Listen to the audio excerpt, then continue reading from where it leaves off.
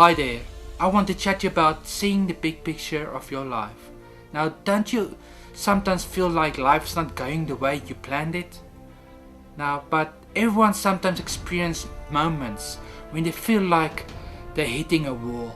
Now, it's easy to just sit here and complain about how you ended up in your journey, but God tells us to trust Him in everything.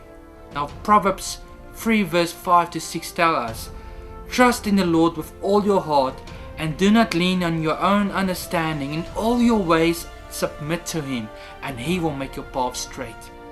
Now, we are human and want to do things our own way. It's not easy to give the steering wheel over to God. Now, God knows best because He is God. He stands outside of time and sees the big picture of everyone's lives. He sees where He needs someone for a specific purpose. He will direct our steps so that we can fulfill the purpose that He has for our lives.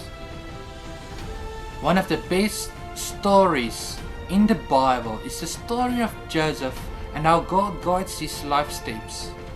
He thinks he gets a raw deal, but at the end of the day, that was not the case.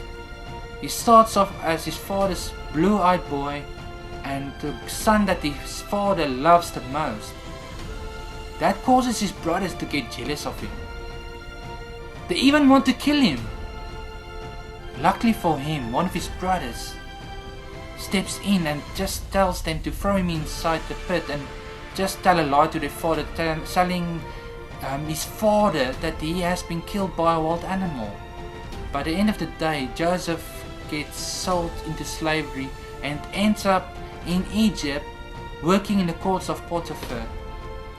He works his bum off to get to a position of authority in the courts of Potiphar, and then ends up in jail because Potiphar's wife can't control her hormones and tries to seduce him, and the good boy that Joseph is, he just says, don't come near me, I don't want to do this because this is going to be sin in the eyes of God. And for being a good boy, he gets thrown into jail. Wow, that's not bad. That's very bad. Now, again, Joseph rises in the ranks in jail and works his way up to the top and helps two jailmates to decipher their dreams. The one jailmate of him gets out and even forgets about Joseph to try and help him get out of jail for 7 years. 7 years later, Joseph gets his big break when he has to help the Pharaoh decipher his own dream. And then he gets the job of being second in charge of Egypt because of the new job that Pharaoh gave him. He has to look out for the production, the storage and the distribution of all food in Egypt for people in Egypt and outside of Egypt because of the famine that hit the area. The words of Joseph to his brothers in Genesis speaks closer to my heart because of the following words. But Joseph said to them, don't be afraid. I am in the place of God. You intended to harm me, but God intended it for good, to accomplish what is now being done, the saving of many lives. Now, if I look at my own life, things have not also gone the way I've planned it.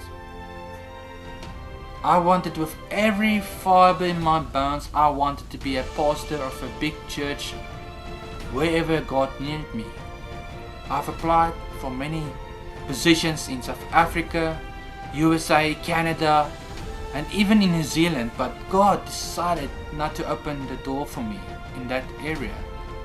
At the moment, God blessed me with an open door to live in the UAE. I'm still trying to figure out exactly what my life purpose is that God needs me for. But that's part of the adventure, discovering day by day, step by step what God needs me to do for Him. I want to challenge you to stop focusing on the raw deal maybe you get in life, or thinking that you don't have a nice enough job.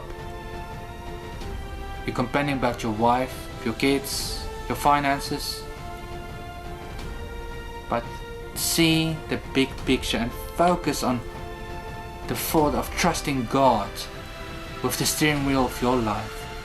I challenge you to trust God, to lead you as He needs you. Let Him use the good and the bad things in your life to form you for that awesome purpose that He has in mind for you, that only you can fulfill.